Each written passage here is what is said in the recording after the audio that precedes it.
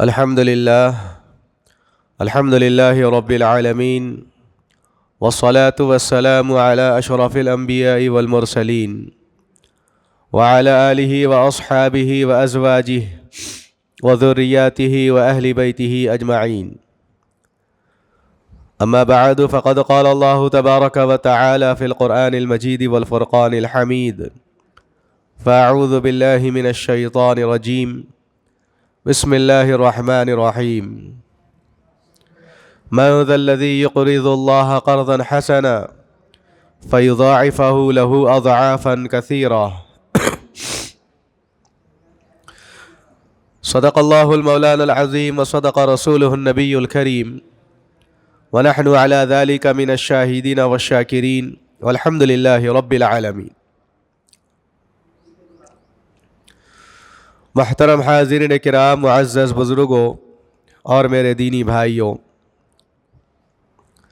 وجہ تخلیق کائنات، سرور کون و مکان، تاجدار مدینہ، خاتم النبیین، سید المرسلین، شفیع المذنبین صلی اللہ علیہ وسلم کی خدمت میں درود شریف پڑھتے چلے. اللہم صلی علی سیدنا شفیعنا و حبیبنا و نبینا و مولانا محمد وبارک وسلم.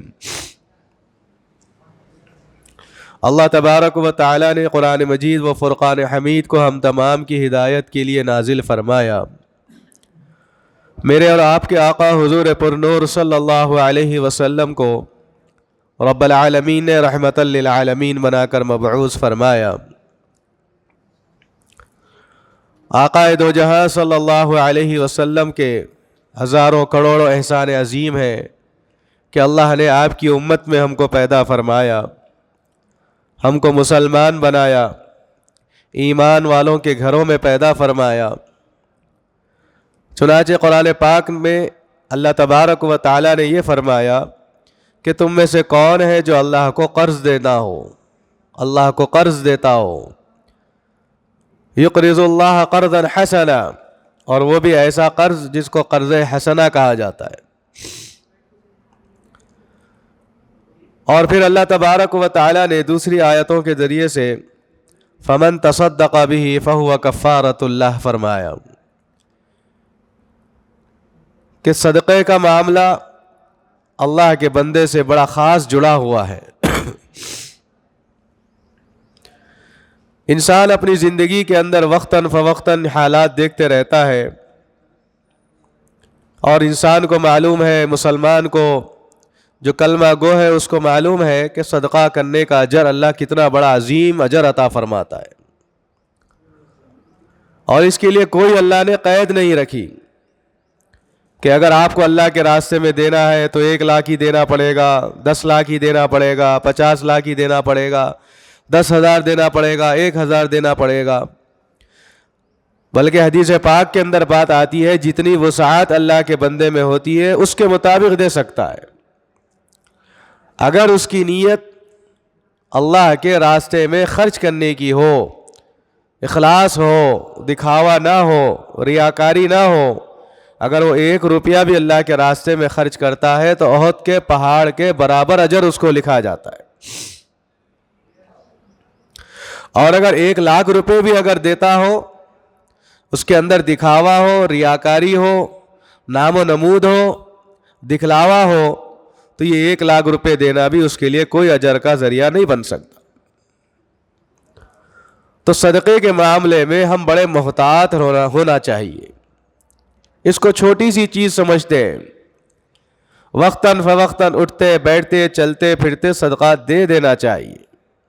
صدقے کے بہت سے فائدے ہیں. چونکہ یہ مہینہ رجب المرجب کا بڑا عظیم الشان مہینہ ہے، اس مہینے کی برکتوں وسعتوں کے کیا کہنے ہیں. اور اس مہینے میں دعا مانگی گئی ہے کہ اللہ رجب اور شعبان کے مہینے کو برکتوں والا بنا دے، اور آنے والا جو رمضان کا مہینہ ہوتا ہے اس میں عافیت سے پہنچا دے.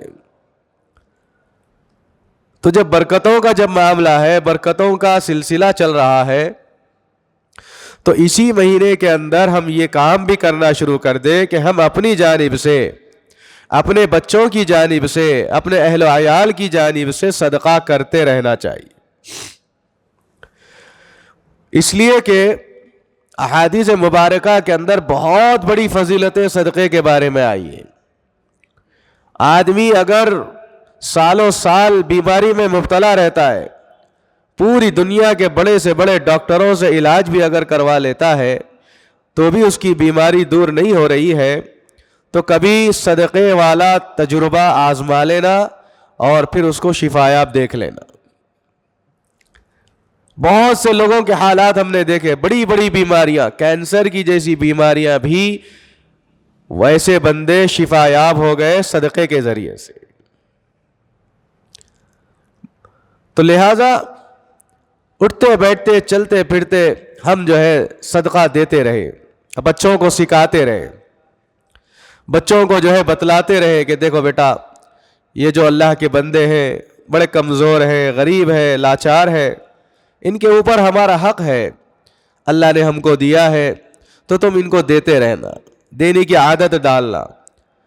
بچوں کو جو ہے دینے کی عادت ڈالنا، لینے کی عادت کبھی بھی نہیں ڈالنا، ورنہ یہ بچہ کل بڑا ہو کے سب سے مانگتا ہوا پھرے گا، سب سے لیتا ہوا نظر آئے گا. تو بچپن سے ہی بچوں کو دینے والا بنانا، عادت ڈالنا. جا رہے ہیں راستے میں فقیر دکھ رہا ہے، محتاج ہے، 1 روپیہ ہی صحیح، 5 روپیہ ہی صحیح، 10 روپے ہی صحیح، بچے سے بولنا کہ بیٹا یہ ڈال دو اللہ کے لیے، اللہ کو راضی کرنے کے لیے خیرات کر دو، صدقہ کر دو. اس کے ذریعے سے اللہ ہمارے گھروں کی پریشانیوں کو ختم فرما دیتا ہے، آسمانی بلاؤں سے اللہ محفوظ فرماتا ہے، بری موت سے اللہ بچاتا ہے. اور خاص طور پر میدان محشر میں اللہ کا جو سایہ عطا فرمایا جائے گا، جس سائے کے علاوہ کوئی دوسرا سایہ نہیں رہے گا رحمت کا، اللہ اس سائے کے نیچے ہم کو ٹھہرائے گا، ان لوگوں کو ٹھہرائے گا جو صدقہ دینے والے ہوتے. میدان محشر کا عالم کیا ہوگا؟ نفسا نفسی کا عالم. ہر آدمی پریشان کہ کہاں جاؤں، کدھر جاؤں، کیسے اس عذاب سے بچوں. اور فرمایا گیا کہ اللہ تبارک و تعالی میدان محشر میں ان بندوں کے سر کے اوپر سایہ جو عطا فرماتا ہے اس مقدار میں عطا فرماتا ہے جس مقدار میں وہ دنیا میں صدقہ دیتے ہیں. دنیا میں ہم اگر دیتے رہتے عادی ہو جاتے ہیں تو اللہ بھی اتنا بڑا سایہ ہمارے اوپر سایہ فگن فرمائے گا. اور اگر دنیا میں کوئی اپنا ہاتھ روک لے گا، کبھی کبھی عمل کرتے رہے گا، تو سایہ بھی اسی کے مقام کے حساب سے رہے گا. تو بہرکیف دنیا کے اندر آج جو ہے بہت سی پریشانیوں کے اندر ہم مبتلا ہیں. یہ پریشانیاں ختم ہونے کا ایک ذریعہ یہ بھی ہے کہ ہم اللہ کے راستے میں صدقہ دیتے رہیں. اللہ کے راستے میں اللہ کے ان بندوں کی مدد کرتے رہا کریں. اور صدقے کے تعلق سے فرمایا گیا کہ جو دنیا کے اندر جس حساب سے عمل کرتا ہے صدقے میں، اللہ اسی حساب سے اس کو اجر دیتا ہے قیامت میں. فرمایا گیا کہ اللہ کا بندہ اگر بھوکا ہے، اگر ہم اس کو کھلا دیں گے اللہ کے لیے اس کا پیٹ بھر دیں گے، اللہ کے لیے ہم اس کو جو ہے اس کی بھوک کو ختم کر دیں گے، کل اللہ تبارک و تعالی میدان محشر میں ہماری پیاس ختم کر دے گا. زمین جو ہے تانبے کی رہے گی، سورج جو ہے ہمارے سروں کے اوپر رہے گا. ایسے وقت میں ہمارا عالم کیا ہوگا؟ ہمارا دماغ کھولتا ہوا نظر آئے گا. ایسی شدت کی پیاس لگے گی کہ پوچھو مت. اگر سمندر بھی اس کے سامنے رکھ دیا جائے گا، اگر وہ پی لے گا تو اس سے بھی اس کی پیاس نہیں بجھ سکتی. میدان محشر کا ایسا عالم اللہ نے بنا کر رکھا ہے. تو ایسے وقت میں اللہ تبارک و تعالی جو اللہ کے بندے صدقہ کرتے ہیں اللہ کو راضی کرنے کے لیے، اللہ تبارک و تعالی کل ان کو میدان محشر کی پیاس سے بچائے گا. اور اگر کوئی اللہ کا بندہ دنیا کے اندر کسی بیمار آدمی کی تیمارداری کرتا ہے، اس کے اوپر پیسہ لگاتا ہے، اس کی بیماری کو ختم کرنے کے لیے کچھ مدد کرتا ہے, صدقہ کرتا ہے, اللہ کو راضی کرنے کے لیے وہ اور وہ بندہ جب دونوں کے درمیان میں یہ بات رہتا ہے تو اللہ تبارک و تعالیٰ فرماتے ہیں کل میں بھی اس کا حساب و کتاب پردے میں رہ کر لوں, پورے لوگوں کے سامنے اس کا حساب کتاب نہیں لوں گا, کیونکہ اس نے چھپا کر دیا ہے. آج معاشرے کے اندر یہ حالات دیکھنے کو مل رہے ہیں کہ 2-2 کلو راشن, آٹا اور جو ہے 5-5 کلو چاول, کچھ دال, کچھ چھوٹی موٹی چیزیں ایک کٹ بنا دیتے ہیں, لمبی قطاروں میں لوگوں کو ٹھہرا دیتے ہیں, میڈیا کے اندر, پیپروں کے اندر نہ جانے کیسے کیسے چیزوں سے لوگوں کو بلاتے ہیں, پھر وہ پردہ دار خواتین کی فوٹوਆਂ لیتے ہیں, اس کو پھر لوگوں کے سامنے ڈال دیتے ہیں. بھائی آپ یہ کرنا کیا چاہ رہے ہیں یہ بتلائیے, کیا آپ اپنا نام مشہور کرنا چاہ رہے ہیں یا اللہ کے راستے میں آپ جو ہے سرخرو ہونا چاہ رہے ہیں؟ 2 چیزیں بتا دیجئے بس. آج یہ ٹرینڈ بن گیا لوگوں کے اندر, آرگنائزیشن, فاؤنڈیشنز, لوگ جو ہے ایک 15-20 آدمی کو رکھ کے بڑے میڈیا کو بلا کے جو ہے آپ 2-2 کلو دینا کوئی بڑی بات نہیں ہے میرے محترم بزرگ. ایسے دکھاوے کا صدقہ اللہ اس کو ہمارے منہ پہ پلٹا کے مار دے گا. اللہ تعالیٰ کیا فرما رہا ہے, من ذا الذی یقرض اللہ قرضا حسنا, کہ کون ہے تم میں سے جو مجھے قرض حسنا دے سکتا ہو. کیا کبھی اللہ کو قرض کی ضرورت ہے؟ نہیں. لیکن پھر بھی اللہ تبارک و تعالیٰ بتلا رہا ہے کہ یہ جو دنیا کے اندر تم جو اعمال کر رہے ہو یہ قرض ہے میرے اوپر, جب تم میری بارگاہ میں آؤ گے تو دیکھ لینا میں تمہارا قرض کیسا چکاؤں گا. تم دنیا میں چند ٹکیے دے رہے ہو, چند روپے دے رہے ہو, جس کو میرے محترم بزرگوں دوستوں مال کس نے دیا؟ دیا ہوا مال تو اسی کا ہے, پھر اسی میں سے دینا کون سی بڑی بات ہے؟ اللہ ہی کا مال ہے, اللہ ہی کے راستے میں دے رہے ہیں. اور پھر اللہ نے یہ تو نہیں فرمایا کہ تم نے جو ہے 100% اگر تم کماتے ہو تو 80% میرے راستے میں خرچ کرنا, 20% تم رکھ لینا. یہ اللہ کا نظام نہیں ہے. اللہ تو فرما رہا ہے کہ تم اپنی وسعت کے حساب سے خرچ کرو. صدقے کے تعلق سے یہ فرمایا گیا کہ اللہ تبارک و تعالیٰ کی طرف سے اگر کچھ آزمائشیں ہمارے اوپر آنے والی ہو, کچھ بلائیات ہمارے اوپر آنے والے ہو, ہمارے گھروں کے اندر کچھ بیماریاں بڑی بڑی آنے والی ہو, اللہ کے بندے اگر صدقہ دینے کے عادی رہتے ہیں اللہ تعالیٰ ان صدقے کی وجہ سے ان تمام بلاؤں کو دور فرما دیتے, بڑی بڑی بیماریوں کو ختم فرما دیتے. اور ہم اس کو جو ہے حقیر چیز سمجھ لیے. جیب میں روپیہ پیسہ رہتا بھی ہے, لیکن اگر کوئی مستحق آدمی نظر آ جائے تو تھوڑا سا دل بڑا کر لو. یہ جو پروفیشنل طریقے سے جو سگنلوں پہ لوگ جو مانگ رہے ہیں مت دو اللہ کے واسطے ان کو, ان کے ذریعے سے مستحق مار کھا رہا ہے. جو لوگ مانگنے کے عادی رہتے ہیں, لوگوں سے پوچھ کے سوال کر کے جو رکھ لیتے ہیں, ایسے لوگوں کو مت دو. ہم ان کی عادتوں کو بگاڑ رہے ہیں اور ہمارا یہ مال کوئی اجر میں شمار نہیں ہوگا. کیوں؟ اس لیے کہ وہ تو پروفیشنل ہے. آپ ان کا بیک گراؤنڈ دیکھیے, آج فقیروں کا عالم دیکھیے. ٹریفک سگنلوں کے پاس ایک ایک علاقہ ان کا طے ہوا ہے. یہ علاقے کے یہ فقیر, یہ علاقے کے یہ چورستے کے, یہ سگنل کے. صبح ایک آٹو آتا ہے, 8-10 آدمی کو چھوڑتا ہے, چلا جاتا ہے, پھر شام تک ان کا کلیکشن ہوتا ہے, پھر وہ آٹو آتا ہے لے کے جاتا ہے. ان کے بہترین مکانات ان کے بنے ہوئے ہیں اور ہم ایسے لوگوں کے اوپر خرچ کر رہے ہیں. مت کریے اللہ کے واسطے, ڈھونڈیے, تلاش کریے. جس طرح اللہ ہم کو تلاش کر کے اپنا رزق عطا فرماتا ہے, ایسی ہماری ذمہ داری ہے کہ اللہ کے مستحق بندوں کو تلاش کریں, ان تک جو ہے ہم ان کی مدد کرنے کے لیے آگے آ جائیں. یہ پروفیشنل فقیروں کو دینے سے کچھ ہونے والا نہیں. تو فرمایا گا ان المصدقین والمصدقات, کہ دنیا کے اندر 2 طبقے ایسے ہیں کہ مرد کے اندر بھی یہ جذبہ رہتا ہے, عورتوں کے اندر بھی جذبہ رہتا ہے. اور مرد سے زیادہ تھوڑا عورتیں حساس ہوتی ہیں. تھوڑا سا دل ان کا نرم رہتا ہے. وہ جس کو چاہے گھروں پہ آگے تو دے دینا ان کے لیے ایک عادت ہو جاتی ہے. لیکن میرے محترم بزرگوں دوستوں, اللہ کے نبی صلی اللہ علیہ وسلم نے ارشاد فرمایا کہ جو اللہ کا بندہ اللہ کو راضی کرنے کے لیے صدقہ دیتا ہے, بھلے ہی اگر وہ 1 روپیہ اخلاص کے ساتھ خلوص نیت کے ساتھ دیتا ہے, اللہ تعالیٰ احد کے پہاڑ کے برابر اس کو اجر عطا فرماتا ہے. اتنی مقدار میں اللہ کے راستے میں خرچ کرنے کا ثواب عطا فرماتا ہے.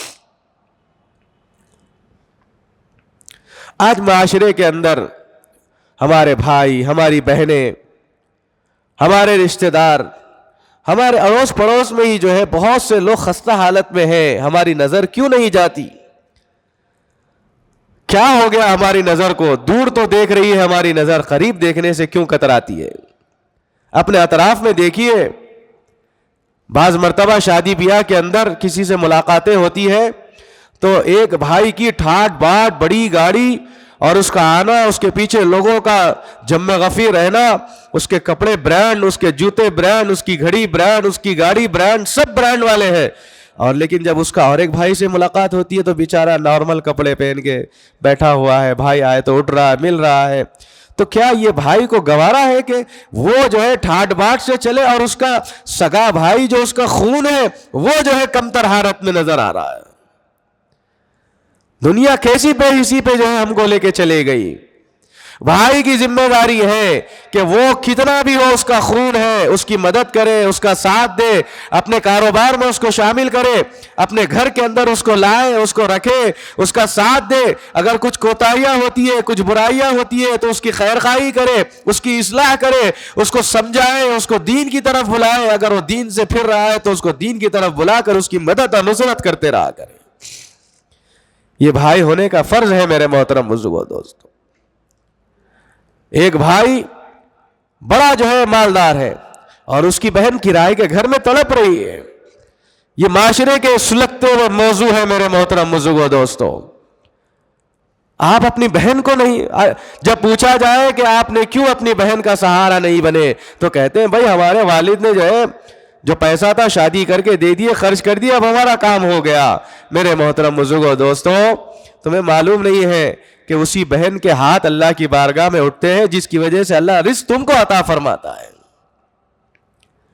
کبھی غور کریے, مراقبے میں بیٹھ جائیں, عشاء کی نماز کے بعد, فجر کی نماز کے بعد اپنے دل کے اوپر ہاتھ رکھیں اور سوچیں اللہ کے راستے میں, یا اللہ تو نے مجھے بڑا تو بنا دیا, لیکن اس بڑا ہونے میں میرا کیا کمال ہے؟ کیا میرا کمال ہے کہ یا میرے گھر والوں کا کمال ہے, میرے ماں باپ کا کمال ہے؟ میرے محترم, آج بچے کہتے ہیں کچھ تھوڑا سا سکسیس ہو جاتے ہیں کاروبار کے اندر, بزنس کے اندر, اپنے ماں باپ کو بھی پوچھ کے پھینک دے رہے ہیں. اللہ اکبر, استغفر اللہ. کل پیپر کے اندر ایک فوٹو آئی کہ جس کے اندر ایک شخص ہے, بوڑھا ہے, لاوارثی طور پہ مر گیا ہے. پوچھا گیا کیوں, تو اس کے بچے اس کو اولڈ ایج ہوم میں لا کے چھوڑ دیے, اس کا انتقال بھی ہو گیا. اولڈ ایج ہوم والے اس کی جو ہے سارے رسم و رواج کر دیے, تدفین کر دیے, لیکن ان کے بچے آج تک آ کر اس کی قبر پہ بھی موجود نہیں تھے. کیا ہو گیا ہماری قوم کو, ہمارے نوجوان بچوں کو, کہ یہی تو وہ باپ تھا کہ جس نے تم کو انگلی پکڑ کے چلنا سکھایا, دنیا کے نشیب و فراز بتایا, دنیا میں بات کرنے کا سلیقہ بتلایا, دنیا کے اندر تمہیں تعلیم کا ذریعہ بنا. دھوپ کو دھوپ نہیں سمجھا, بارش کو بارش نہیں سمجھا. دھوپ میں پسینہ بہانا اس کے لیے آسان ہو گیا, بارش میں بھیگنا اس کے لیے آسان ہو گیا. اور جو ہے جسم کے اوپر اگر بیماریاں آ جائے, بیماریوں کی حالت کے اندر تمہاری روزی روٹی کے لیے اس نے آگے بڑھا, تمہارے جو ہے تمہارے زندگی کو اچھا بنانے کے لیے اس نے محنتیں مزدوری کی. آج تم اس باپ کو جو ہے اولڈ ایج ہوم کے نظر کر رہے ہو. اور میں اپنے جو ہے نوجوان ساتھیوں سے یہ بھی کہنا مناسب سمجھتا ہوں کہ بعض بچے اعلیٰ تعلیم کے لیے باہر جا رہے ہیں, جائیے, ضرور جائیے. اعلیٰ سے اعلیٰ دنیا کی سب سے بڑی کوئی جو ڈگری ہے آپ لے لیجئے, لیکن خدارا اپنے ماں باپ کو اکیلا یہاں گھر میں مت چھوڑیے اللہ کے واسطے. بہت سے حالات میں دیکھنے کو ملا ہے کہ ہمارے شہروں کے اندر اطراف و اکناف میں یہ واقعات ہم نے دیکھے کہ بوڑھا بوڑھی دونوں ایک گھر میں رہتے تھے. دودھ والا آتا دودھ دے دیتا, راشن والا آتا راشن دے دیتا, ترکاری والا آتا ترکاری دے دیتا. ایک دن ہو گیا, 2 دن ہو گیا, گھر میں کوئی ہلچل نہیں, گیٹ کے پاس کوئی کھلا ہوا نہیں. 3 دن ہو گئے, آزو بازو والے پریشان ہو گئے کہ آخر گھر میں سے آواز کیوں نہیں آ رہی ہے. تو جب لوگ جو ہے کھٹکا مارنے لگے, توڑ دیے, توڑتے جب دیکھا گیا تو اندر دونوں کے دونوں جو ہے مرے پڑے ہیں. اللہ اکبر, کیسا عالم ہے, کیسی زندگی گزارے ہیں. کتنی عبرت والی چیز ہے کہ بچے ماں باپ شادی کر کے دے دیے, ماں باپ ان کو اعلیٰ عرفہ مقام پر پہنچا دیے اور وہ ماں باپ کو نچلی سطح پہ چھوڑ کے چلے گئے. اب وہ وہاں سے آنے کے لیے بھی تیار نہیں ہے. بہت سے لوگوں کو ہم دیکھتے ہیں کہ بھائی بچہ آ رہا ہے, بچہ آ رہا ہے. ارے اللہ کے واسطے, زندگی میں تو نے تکلیفیں دی ہے اپنے باپ کو, مرنے کے بعد بھی 18 گھنٹے اس کی لاش کو تکلیف دے رہا ہے. اب آ کے کیا کرے گا تو؟ مٹی ڈالے گا, بس یہی بات ہے نا, اور کیا ہے. اگر یہاں رہ کے تو جو ہے تیمارداری کرتا تو اللہ تیرا مقام و مرتبہ دنیا اور آخرت میں بڑھا دیتا. دنیا میں تو آپ بڑا سکسیس بن گیا, لیکن آخرت میں کہاں سکسیس بنا. یہ حالات ہے میرے محترم بزرگوں دوستو اس وقت کے. تو لہذا کوشش کریں ماں باپ کے ساتھ رہیں, ماں باپ کو ساتھ رکھیں. آج ہم بھی فخر سے یہ کہتے ہیں, لوگ پوچھتے ہیں کہ بہت سارے لوگ کہتے ہیں کہ بھائی کیا ماں باپ آپ کے ساتھ ہے؟ تو میرے محترم بزرگوں دوستو, تھوڑا سا الفاظ کو پھیرتے ہوئے آپ بتائیے کہ ماں باپ میرے ساتھ نہیں ہے, میں ماں باپ کے ساتھ ہوں.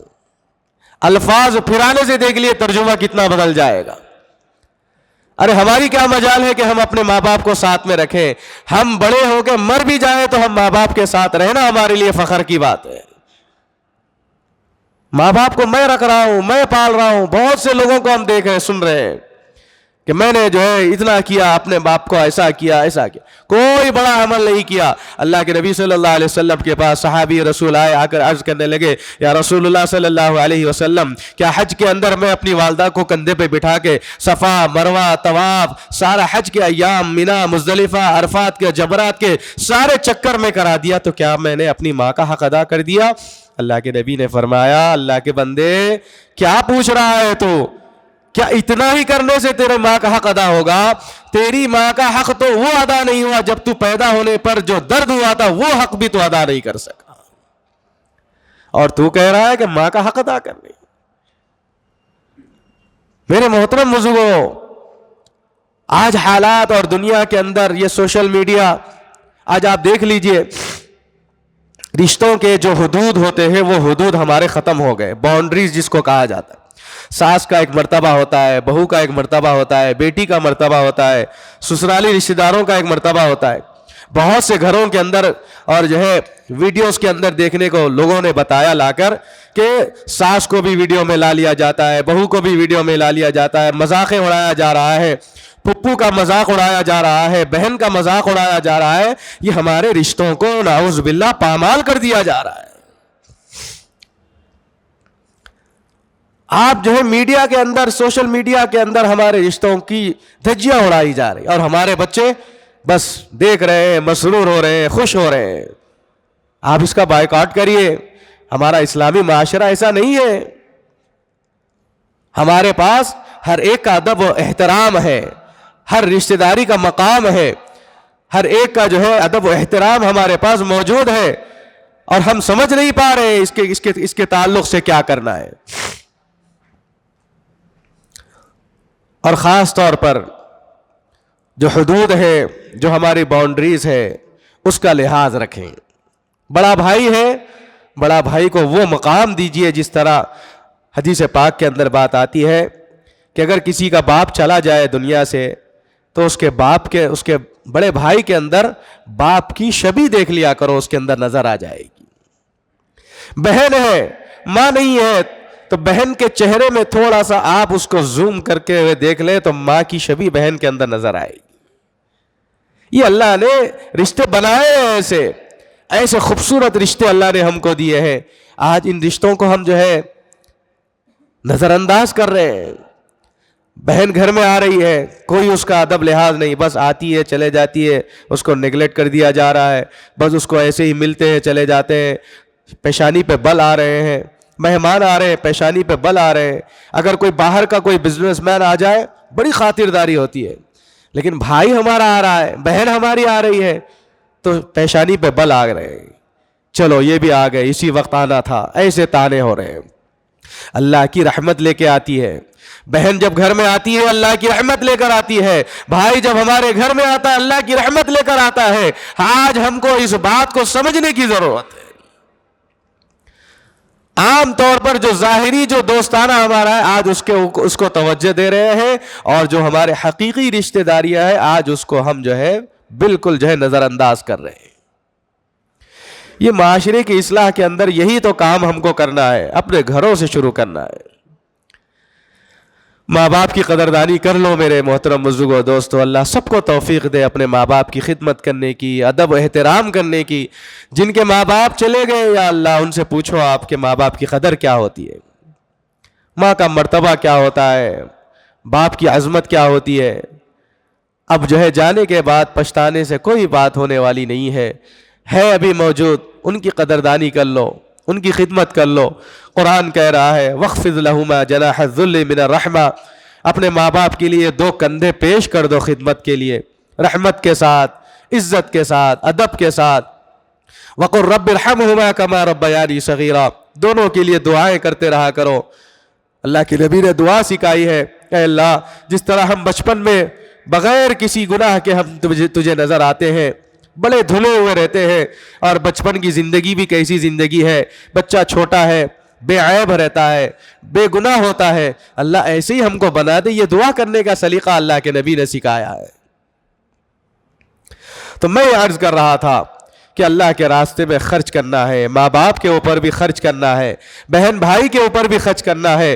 حدیث پاک کے اندر بات آتی ہے کہ انسان جو روزی روٹی کماتا ہے وہ اپنے بچوں کو بھی اگر نوالا بنا کے کھلاتا ہے تو یہ بھی اللہ اس کو صدقے میں شامل کر لیتا ہے. بیوی کو لقمہ کھلانا بھی صدقہ، ماں باپ کو لقمہ کھلانا بھی صدقہ، بھائی بہن کو کھلانا بھی صدقہ. تو یہ صدقہ ہے جو ہماری زندگی کے اندر ہم کو جو ہے کامیابی کی طرف پہنچاتا ہے. اسی لیے فرمایا گیا کہ اللہ تبارک و تعالی انسانوں سے قرض حسنہ چاہ رہا ہے.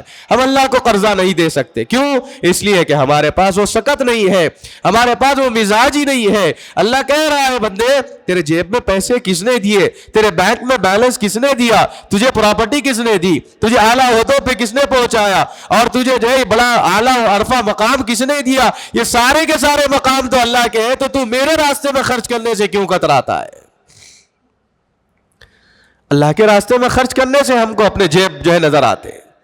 دے اللہ کے راستے میں دے، مستحق لوگوں کو دے.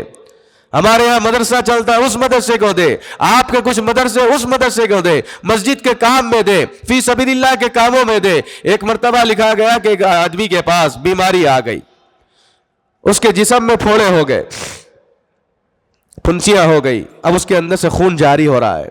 پوری جو ہے بڑے سے بڑے ڈاکٹروں کے پاس چلا گیا، علاج کیا، دوائیں لگائی، لیکن خون رکنے کا نام ہی نہیں. ایک اللہ والے کے پاس گیا، جا کر جو ہے عرض کرنے لگا کہ پوری دنیا میں پھر لیا، بڑے سے بڑا مالدار آدمی تھا، بڑے سے بڑے ڈاکٹر کے پاس میں نے علاج کرایا، لیکن یہ خون رکتا ہی نہیں ہے. اللہ والے نے سمجھایا کہ دیکھو شاید کوئی صدقہ تم سے چھوٹ رہا ہے. فلاں علاقے کے اندر، فلاں گاؤں کے اندر پانی کا بڑا مسئلہ ہے، لوگوں کو پانی پینے کے لیے بڑی مشکل ہو رہی ہے، وہاں ایک بور تم لگا دو یا کنواں کھدا دو، شاید ہو سکتا ہے اللہ اس کی وجہ سے تمہیں جو ہے وہاں پر اللہ تمہیں نجات عطا فرما دے. اب وہ ڈھونڈتے ڈھونڈتے اس علاقے تک چلا گیا، جا کر وہاں پر کنویں پانی کا انتظام کر دیا. جیسے ہی وہاں پہ پانی نکلنا شروع ہو گیا، اس کے جسم سے خون نکلنا بند ہو گیا. یہ دنیا کے اندر اللہ تبارک و تعالیٰ صدقے کے فائدے بتاتا ہے. آپ پریکٹیکلی طور پہ دیکھ لیجئے، آپ اگر 10 روپے کسی کو دیتے ہیں صدقے کے طور پہ، اللہ فوراً کوئی کام ہمارا بنا دیتا ہے، اللہ کوئی ہماری مدد کر دیتا ہے، کسی نہ کسی ذریعے سے اللہ ہماری جو ہے مدد فرشتوں کو بھیج کے کر دیتا ہے، کسی نہ کسی ذریعے سے. کوئی قرض والا تھا، ہمارے پیسے نہیں دے رہا تھا، فوراً وہ لا کے دے دے گا. ہم کو جو ہے تعلق مع اللہ، اللہ سے تعلق جوڑنے کی ضرورت ہے۔ پوری دنیا سے کانٹیکٹس ہمارے بنے ہوئے رہتے ہیں، بڑے جو ہے ہمارا ایم پی سے کانٹیکٹ ہے، ایم ایل اے سے ہے، کارپوریٹر سے، بڑے بڑے لوگوں سے ہمارے کانٹیکٹس رہتے ہیں۔ اللہ سے ہم نے کتنا کانٹیکٹ بنایا؟ ہم نے کتنا اللہ سے دوستی بنائی ہے؟ ہم نے اللہ سے جو ہے کتنی حد تک ہم نے محبت کی ہے؟ ہم اللہ اور اللہ کے نبی صلی اللہ علیہ وسلم سے محبت کس انداز میں کی ہے؟ یہ آج ہم کو سوچنا ہے۔ یہی پیغام ہے میرے محترم بزرگوں، دوستو۔ اللہ تبارک و تعالیٰ سے میری دعا ہے کہ رب العالمین ہم تمام کو، ساری امت مسلمہ کو خاتمہ بالخیر فرمائے، کلمے والی موت نصیب فرمائے، حادثوں والی موت سے سب کی حفاظت فرمائے۔ اے اللہ، جتنے حاضر لوگ یہاں پر جمع ہیں سب کی زندگیوں میں برکتیں عطا فرما، سب کے گھروں کے اندر جو بیمار ہیں ان تمام کو شفائے کاملہ عطا فرما، صدقہ کرتے رہنے کی توفیق نصیب فرما۔ یا اللہ، اس صدقے کے ذریعے سے ہماری جان کی، مال کی، عزت کی، آبرو کی سب کی حفاظت فرما، مرنے سے پہلے کلمہ نصیب فرما۔ وصلی اللہ تعالی علی النبی الکریم والحمد للہ رب العالمین۔